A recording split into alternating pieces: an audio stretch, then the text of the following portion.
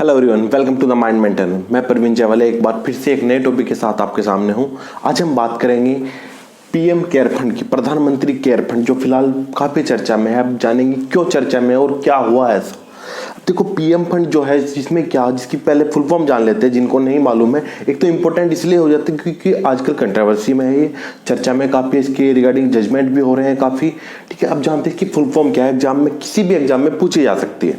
ठीक है, PM care fund, प्रधानमंत्री citizen assistant and relief in emergency situation fund.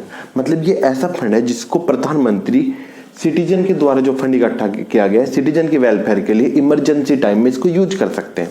Clear. अब इसके लिए लोगों ने काफी डोनेशन किया है, जितने एक्टर्स वगैरह हैं, क्रिकेटर्स हैं, स्पोर्टमैन है, जनरल, इवन गरीब लोगों तक ने इसके लिए इन्वेस्ट किया है, इसमें एक तरह से अपना डोनेशन दिया है। क्योंकि एक वेबसाइट इशू हुई थी कि जिसमें आप डोनेशन करना चाहते हैं कर सकते हैं, ताकि कोविड-19, किसके लिए, कोविड-19 के जो प्रभावित क्षेत्र है, जो प्रॉब्लम हो रही है लोगों को, उसको निजात दिलाने के लिए आप लोगों की तरफ से कितना कंट्रीब्यूशन हो सकता है आप कर सकते हैं। जगह जगह आपने देखो, पेटीएम खोलेंगे तो सबसे पहले आएगा पीएम केयर फंड में डोनेशन करना चाहते हैं, यहाँ पे क्लिक करें। किसी भी वेबसाइट पे जाइए, बहुत ज़्यादा इशू हुआ था कि लोगों ने डोनेशन किया। मैं नहीं कह रहा कि सही किया गलत किया, जो भी किया। अब प्रॉब्लम ये आती है कि डोनेशन इतना हुआ है, उसके बाद लोगों के मन में ये आया कि क्या इस फंड का सही यूज किया जा रहा है कि नहीं किया जा रहा है।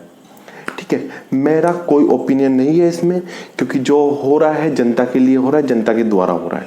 तो क्या हुआ, लोगों ने कुछ ने आरटीआई डाला इसके रिगार्डिंग। पहले पीएम ऑफिस में एप्लीकेशन डाला कि इसके हमें डिटेल चाहिए, एक बॉडी किस तरह की बॉडी है, कब कंस्टिट्यूट हुई है बॉडी, किस तरह से है। ठीक है, कोई तो पीएम ऑफिस ने इसको रिजेक्ट कर दिया।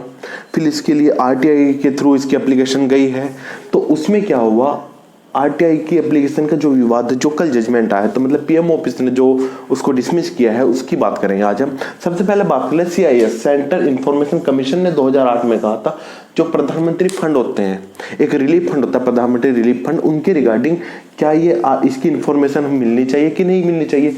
फिर इसने बोला ठीक है, सेंट्रल इंफॉर्मेशन कमीशन ने इशू किया था गाइडलाइन, तो इनकी इन्फॉर्मेशन पब्लिक को मिलनी चाहिए।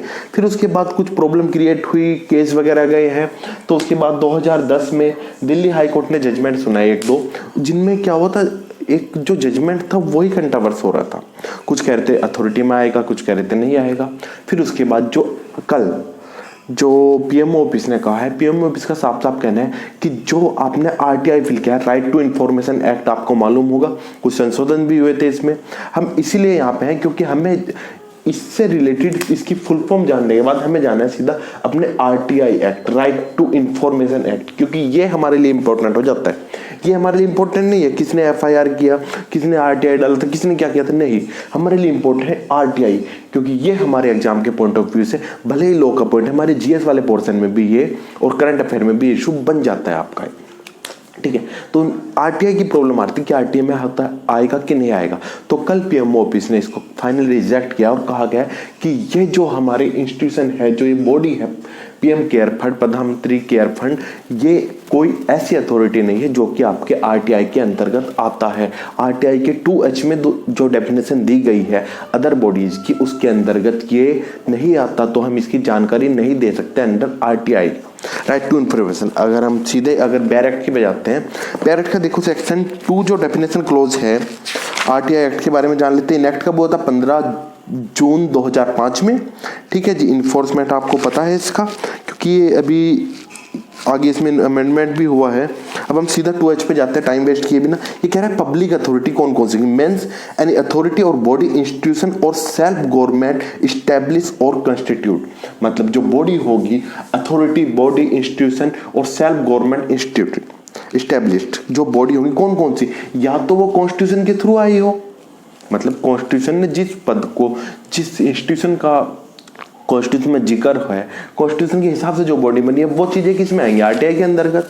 मतलब अथॉरिटी के अंतर्गत कौन कौन सी आएंगी, जिनकी इस्टेब्लिशमेंट हुआ था बाय कॉन्स्टिट्यूशन। दूसरा, या बाय एनी अदर लॉ, कौन से, जो पार्लियामेंट में इंस्टीट्यूट हुए हैं, पार्लियामेंट ने कोई लॉ बना, कोई कमीशन गठन किया है, तो क्या उसके थ्रू हुआ है, नहीं हुआ है, क्योंकि ये कॉन्स्टिट्यूशन में नहीं था। ठीक है, पार्लियामेंट ने कोई लॉ पारित करने के बाद इस बॉडी को नहीं बनाया। तीसरा कह रहे हैं क्या स्टेट लेजिस्लेशन ने, जो राज्य हमारा वो है राज्य कानून बनाता है ना, क्या स्टेट लेजिस्लेशन ने इसको बनाया है? नहीं बनाया है, तो यहाँ पे भी नहीं आएगा। और फोर्थ पॉइंट कह रहा है एनी नोटिफिकेशन और issue by the any order. ये कह रहा है, देखो फोर्थ पॉइंट में पढ़ लेते हैं उसका डी पॉइंट ये कह रहा है बाय नोटिफिकेशन इशूड और order made by the appropriate government. Appropriate government याद है 55A IPC, मैंने आपको बहुत डिटेल में पढ़ाया था, ठीक है। और वो पूछा जाता है एग्जाम में, बहुत इंपॉर्टेंट पोर्शन है। अप्रोप्रिएट गवर्नमेंट कहाँ पे डिफाइन है आईपीसी के? ये कह रहा है अप्रोप्रिएट गवर्नमेंट ने क्या इसको इशू किया था किसी ऑर्डर के थ्रू या नोटिफिकेशन के द्वारा? नहीं किया था। अब इसके 2 पॉइंट दिए हैं यहाँ पे, नोटिफाई और ordered bye the appropriate government को डिफाइन किया गया 2 पॉइंट में। इसने बोला 2 पॉइंट के द्वारा क्या इसको किया गया था? बॉडी ऑन कंट्रोल और सब्सटेंटली फाइनेंस्ड, क्या गवर्नमेंट द्वारा इसको कंट्रोल किया जाता है या इसको फाइनेंस किया जाता है, ये बात आती है इस बॉडी के लिए, ठीक है। सेकंड पॉइंट कह रहा है अप्रोप्रिएट गवर्नमेंट वाला ही, ये कह रहा है non government organisation substantially finance directly और indirectly by fund provided by the appropriate government. अब यहाँ पे प्रॉब्लम ये आती है, क्या जो अदर अथॉरिटी है इनमें तो देखो नहीं आएगा, कॉन्स्टिट्यूशन में नहीं आ रहा है, ठीक है, पार्लियामेंट द्वारा नहीं आया, स्टेट लेजिस्लेशन द्वारा नहीं आया। अब ये नोटिफिकेशन की बात कर रहा है, डी पॉइंट 2H का डी पॉइंट बात कर रहा है, नोटिफिकेशन या ऑर्डर द्वारा क्या इसको इशू किया गया था, इसका गठन किया गया था, यहाँ पे प्रॉब्लम आती है।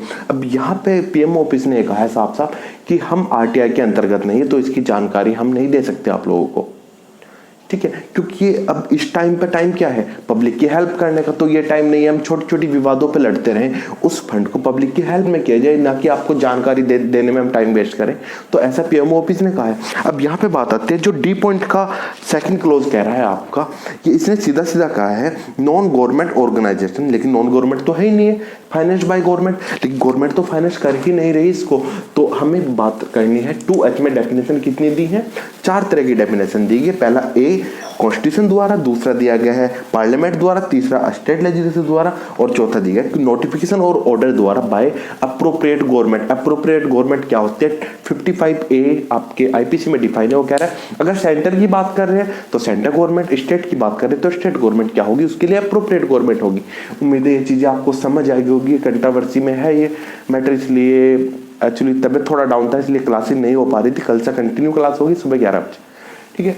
अब इसकी फुल फॉर्म आप याद रखना, प्लस आप याद रखना है डेफिनेशन आरटीआई कब इन्फोर्स हुआ था, क्योंकि आरटीआई की डेफिनेशन आपके लिए इंपॉर्टेंट हो जाती है। और ऐसा ही कुछ आपने 12 में पढ़ा था, 12 आर्टिकल 12 याद है ना, वहां पे आपने पढ़ा था। वहां पे भी क्या था, जो बात की थी स्टेट के बारे में, उसने 3 चीजें बताई थी। पहली बात तो उसने कहा था कि सेंट्रल गवर्नमेंट और पार्लियामेंट, दूसरा बताया था स्टेट गवर्नमेंट और स्टेट लेजिस्लेशन, तीसरा बताया था क्या, अदर एंड लोकल अथॉरिटी।